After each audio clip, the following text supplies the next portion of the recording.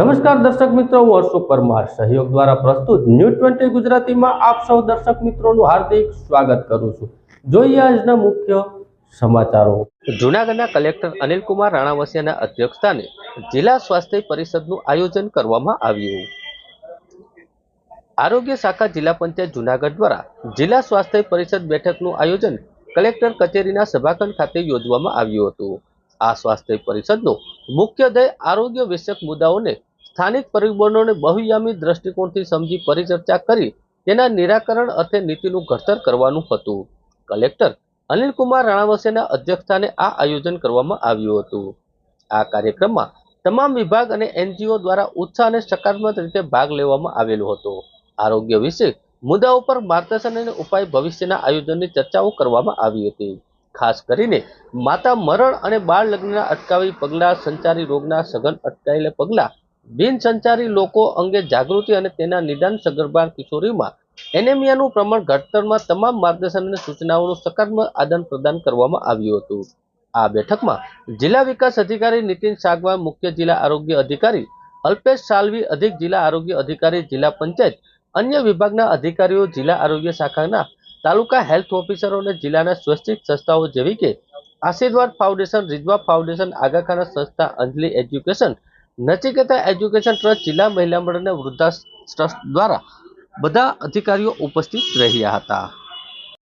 ગઢના Dubai રહેતા ચંદ્રિકાબેન તેમજ ભરતભાઈ રૂપાલિયા દ્વારા સત્યમ સેવા યુવક મંડળ દ્વારા સંચાલિત અંધકન્યા છાત્રાલયની દીકરીઓને ભાવતા ભોજન હોટલમાં કરાવવામાં આવ્યા। સત્યમ સેવા યુવક મંડળ દ્વારા સંચાલિત અંધકન્યા છાત્રાલયની દીકરીઓને દુબઈ સ્થિત ચંદ્રિકાબેન તેમજ ભરતભાઈ રૂપાલિયા દ્વારા છેલ્લા 1 વર્ષથી દર બુધવારે ભાવતા ભોજન આપવાથી 50 બુધવાર પૂર્ણ થતા હોય ત્યારે દીકરીઓની ઈચ્છા પ્રમાણે દરેકને આજે 1 વર્ષની ઉજવણીના ભાગરૂપે મધુરમ સ્થિત દર્શન હોટલ ખાતે જમાડેલ અને આ દીકરીઓને પંજાબી, ચાઇનીઝ, ઢોસા વગેરે જમાડીને ખૂબ આનંદનો માહોલ બન્યો હતો। આ ભોજન દરમિયાન પાર્થ કોટેચા, ચાંદની કોટેચા તેમજ કૃષ્ણકાંતભાઈ રૂપાલિયા, જતીનભાઈ કારિયા, ખ્યાતિબેન આડતિયા, મનસુખભાઈ વાંજાની ટીમ, દીપલભાઈ રૂપાલિયા વગેરે હાજર રહ્યા હતા।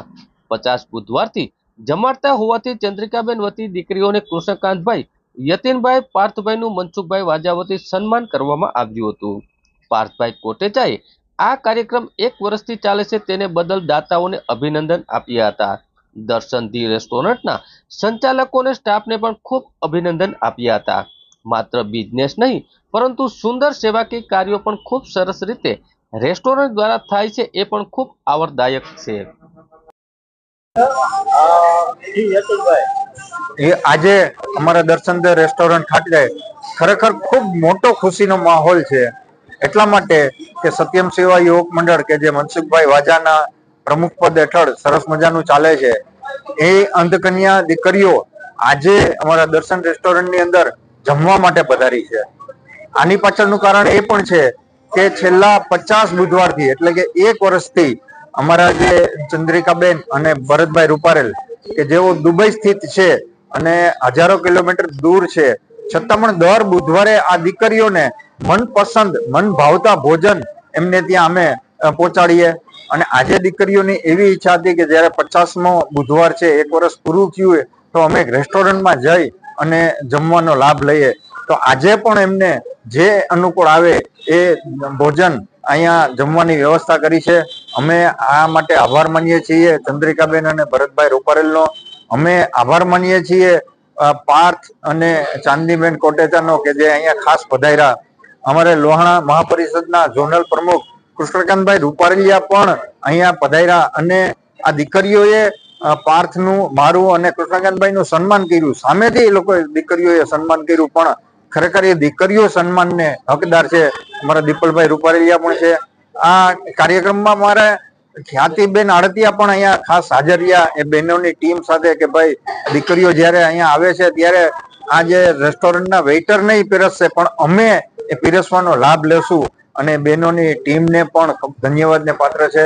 અમારા જે શેફ છે, અમારા જે સ્ટાફ છે એ પણ આજ ખૂબ સરસ ખુશ છે કે આ દીકરીઓને જમાડીને, કારણ કે આ દીકરીઓને જમાડીને જે આનંદનો લાવો છે એ અનેરો લાવો છે, એટલે આ એક ખરેખર ખુશીનો માહોલ છે।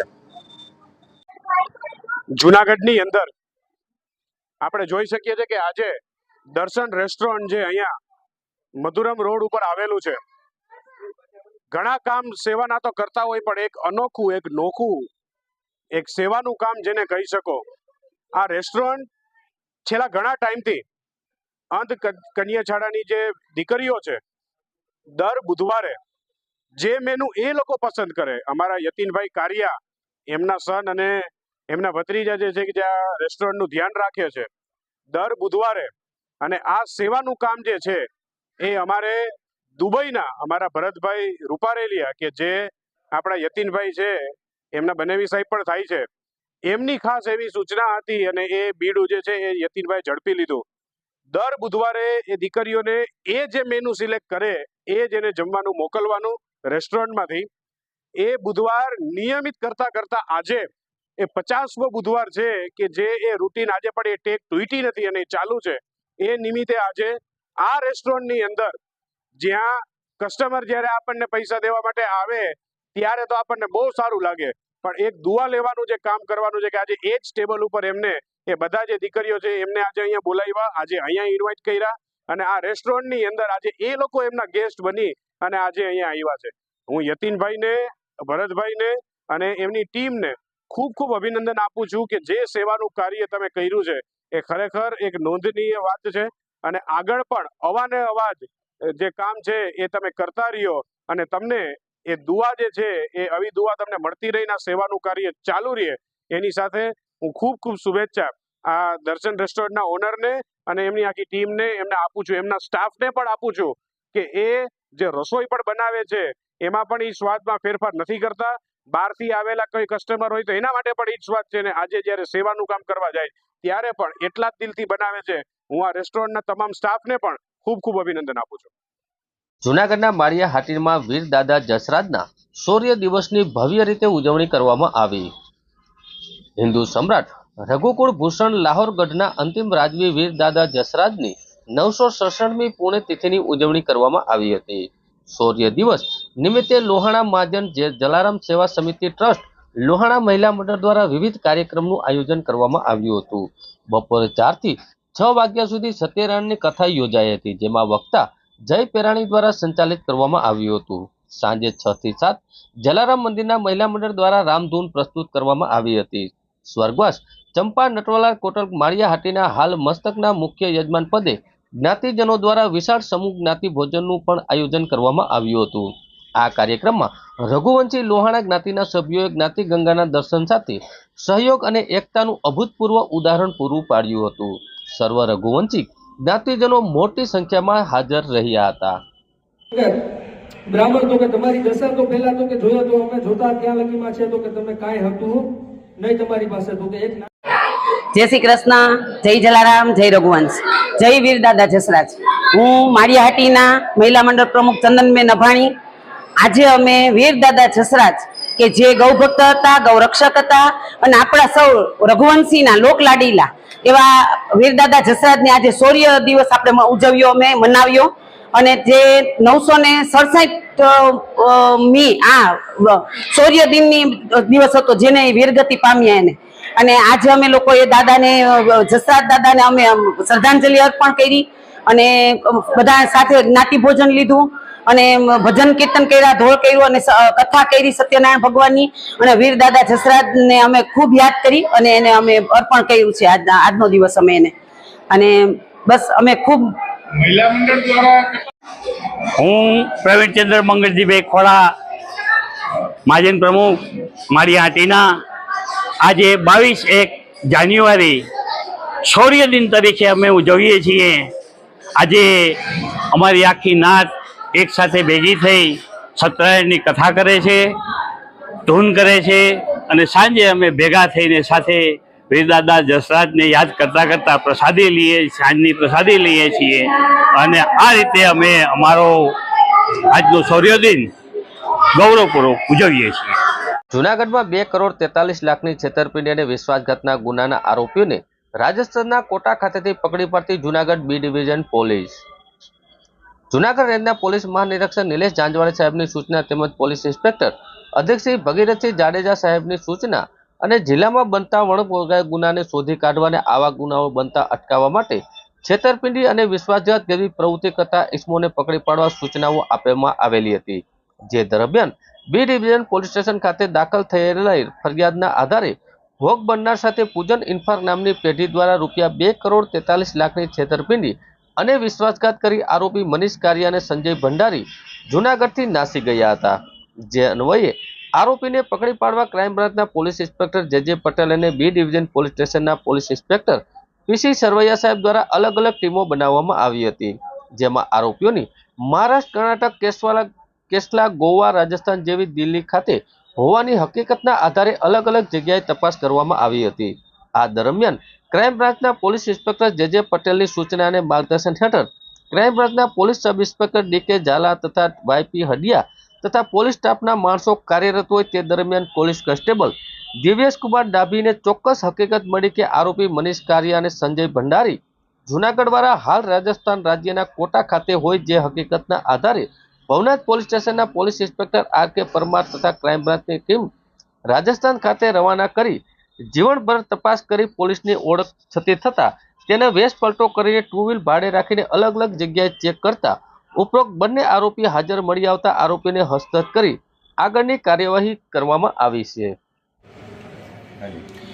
એકાદ મહિના પહેલાં જૂનાગઢ બી ડિવિઝન પોલીસ સ્ટેશનમાં મનીષ કારિયા કરીને જે બિલ્ડર છે તેને તેના પાર્ટનર સંજય ભંડારી સાથે મળી અને 24 લોકો ફરિયાદી સિવાય અન્ય 23ને મળી અને પોતે છે એમને મકાન કે ફ્લેટ આપશે તેવી લાલચ આપી તેના બદલામાં ચેક આપેલો અને કુલ મળીને ₹2,43,00,000ની છેતરપિંડી કરેલી, જે બાબતે બી ડિવિઝન પોલીસ સ્ટેશનમાં ગુનો દાખલ થયેલો. આ આરોપીઓ છે નાસ્તા ફરતા હોય અને પોતે ટેકનોલોજીથી જાણકાર હોય, જેથી કરીને પોતાના મોબાઈલ ફોન છે તેમને સેકન્ડમાં વેચી દીધેલા અને તપાસ કરતાં કોઈ અન્ય વ્યક્તિ પાસેથી આ મોબાઈલને મળી આવેલા. તો આ બાબતે બી ડિવિઝન પીઆઈ જાતે દક્ષિણ ભારતમાં એક વીક માટે તપાસમાં ગયેલા. ત્યારબાદ છે બી ડિવિઝન પોલીસ સ્ટેશનથી એક પીએસઆઈની ટીમ રાજસ્થાન તપાસમાં ગયેલી. લાસ્ટમાં ગઈકાલે ક્રાઇમ બ્રાન્ચની ટીમ છે એ રાજસ્થાનના કોટાથી મનીષ કારિયા, સંજય ભંડારી આ બંને આરોપીને છે ત્યાંથી લઈ આવેલી અને આ સાથે સાથે આ મનીષ કારિયાનું જે શેર બજાર એટલે કે ટ્રેડિંગનું જે કામ સંભાળતી કેક્સા ખાન કરીને એક મહિલા છે, તે મૂળ કોટા રાજસ્થાનની વતની હોય, તેને પણ સાથે લાવેલા અને ગુનાહિત કાવતરામાં તેનો પણ રોલ જણાયો હતા. આજરોજ બી ડિવિઝન પોલીસ સ્ટેશન ખાતે આ ત્રણેયની જે ગઈકાલે ધરપકડ થયેલી તેને રિમાન્ડ માટે નામદાર કોર્ટમાં રજૂ કરતા દિન 4ના રિમાન્ડ આપવામાં આવેલા છે, જેમાં મનીષ કારિયાએ સંજય ભંડારી સાથે મળી અને આ જેટલા પણ ભોગ બનનાર છે તેમના રૂપિયાઓ પોતે મકાન કે ફ્લેટ લઈ દે છે તેવું જણાવી અને આ રકમ છે એ મોટાભાગની રકમ છે તેને ફ્યુચર ઓફ ઓપ્શન FOPમાં રોકી અને એમાં ગુમાવી દીધેલી છે. આમ છતાં પણ બી ડિવિઝન પોલીસ દ્વારા તેના રિમાન્ડ દરમિયાન છે આખરી રીતે પૂછપરછ થઈ અને મુદ્દામાલ અન્ય કઈ રીતે રિકવર થાય તેના માટેના પ્રયત્નો શરૂ છે. સર, આ જે મનીષ કાર્ય છે ખાસ કરીને કઈ રીતે બ્રેક થ્રુ કઈ રીતે કર્યું પોલીસને પકડવામાં કઈ રીતે? સ્વાભાવિક રીતે જ્યારે આટલા બધા ભોગ બનનાર હોય અને એકાદ મહિના જેટલો સમય થઈ ગયેલો હોય, પરંતુ જૂનાગઢ પોલીસના ક્રાઇમ બ્રાન્ચ, બી ડિવિઝન અને ટીમો સિનિયર ઓફિસર લેવલથી પણ સતત આ કેસનું છે એ ફોલોઅપ લેવામાં આવતું હતું, પરંતુ મનીષ કારિયા અને સંજય ભંડારી બંને ટેકનોલોજીથી ખૂબ માહિતગાર હતા, જેથી કરીને પોતે અહીંથી જ્યારે આ ગુનો કર્યો ત્યારબાદ બંનેએ પોતાના મોબાઈલો વેચી મારેલા, સિમ બંધ કરી દીધેલા. આમ છતાં જે કંઈ ક્લુ મળેલા અથવા તો તેના જે ડ્રાઈવરની પૂછપરછ અને આ જે એક મહિલા અહીંયા સસ્પેક્ટેડ તરીકે રહેતી હતી આ કેક્સા ખાન, તેમની પૂછપરછ દરમિયાન પોલીસને જે મોબાઈલમાંથી જેટલા સસ્પેક્ટેડ નંબર મળેલા તેના આધારે દક્ષિણ ભારતમાં, રાજસ્થાનમાં તપાસ કરેલી. આમ છતાં પણ આરોપી પોતે પોતાનું લોકેશન સતત બદલતો હોય, પોતે પહેલાં ગોવા ગયેલો, ત્યારબાદ દિલ્હી ગયેલો અને ત્યાંથી કોટા આવેલો. તો ક્રાઇમ બ્રાન્ચની ટીમને છે એ આ જે કેક્સા ખાન છે તેના મોબાઈલમાંથી એક સસ્પેક્ટેડ ક્લુ મળેલો કે વિડીયોના આધારે છે આ મનીષ કારિયા સુધી છે એ ક્રાઇમ બ્રાન્ચની ટીમ પહોંચી શકેલી. સર, મનીષ કાર્યની આટલી બિલ્ડિંગો છે, આટલા કન્સ્ટ્રક્શન કરે છે, તેનાથી મિલકત ટ્રાન્સફર લેવામાં આવશે કે કાર્ય? આ બાબતે હાલ તપાસ શરૂ છે કે આ સિવાય અન્ય કોઈ મોટાભાગની જે હાલ પ્રાથમિક સ્ટેજે જે કંઈ માહિતી અથવા તો ઇન્ટ્રોગેશન દરમિયાન આવેલી છે તેમાં મોટાભાગની જે મિલકતો છે એ તેને એગ્રીમેન્ટ કરીને હેન્ડઓવર કરી દીધેલી છે, એટલે જે કંઈ મિલકત છે તે કન્સર્ન પાર્ટીની છે. આમ છતાં અન્ય કોઈ એના નામની કોઈ પ્રોપર્ટી, ફ્લેટ કે અન્ય કોઈ મળી આવે આ રિમાન્ડ દરમિયાન એની પણ તપાસ કરવામાં આવશે તો જેથી કરીને એની રિકવરી છે એ આ ભોગ બનનારને મળી શકે.